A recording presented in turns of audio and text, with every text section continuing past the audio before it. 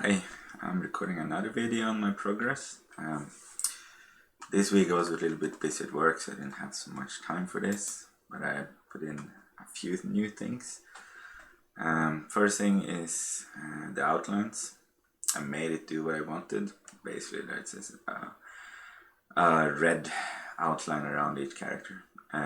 For this, I'm using the normal maps that I generated, and I'm basically making it so that the specular color in my materials, I can change that, and that is actually changing what it looks like on the outline.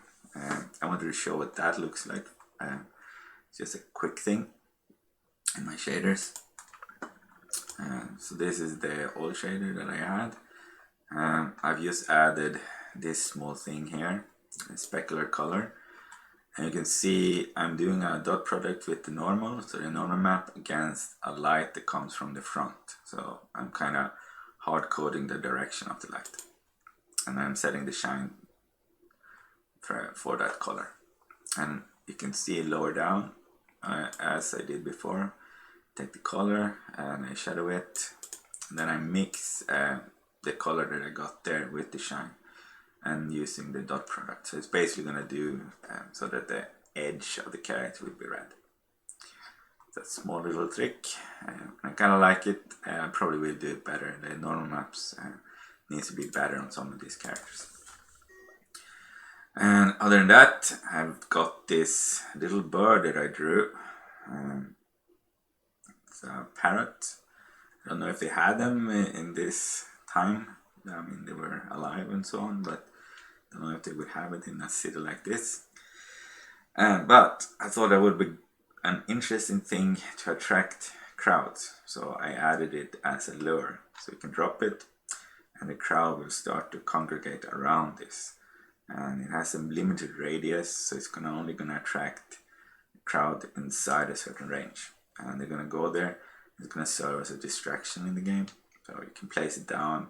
You kind of make them follow you. That's not really what I'm going to do. I'm going to make it something that disrupts things and can kind of block the guards from seeing what you're doing. See how far that goes. It's a kind of tricky thing to balance the gameplay of this.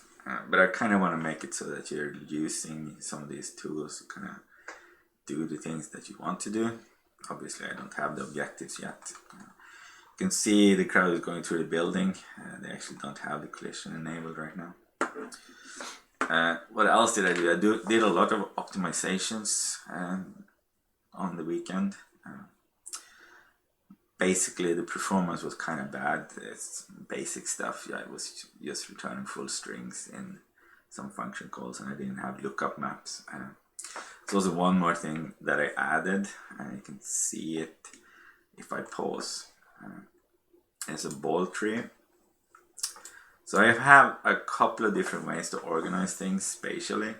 A KD tree and an octree, and they're both kind of geared towards triangles and collision type queries. A ball tree is something I put in now because I wanted to have something for dynamic objects like the crowd. I've set it up so that the ball tree is always generated after every frame, after everyone moves. And it checks the position of each of these things and the radius of them. And then it organizes them in a sphere or a ball. And the radius of each of these finds and builds a tree from top to bottom. The first node is basically the entire radius of all of them included. And then it goes down. Basically finds the two entities inside each ball and splits the tree.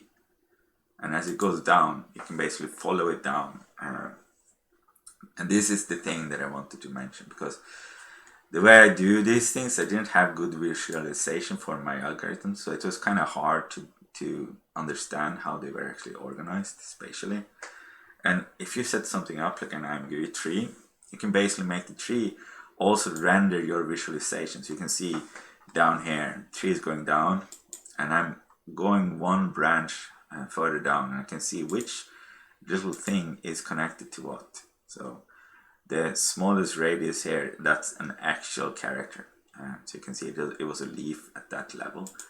And because I have this explorative tree, I can kind of figure out how it's actually working, how my spatial organization actually doing its job. And it seems to be doing it fine.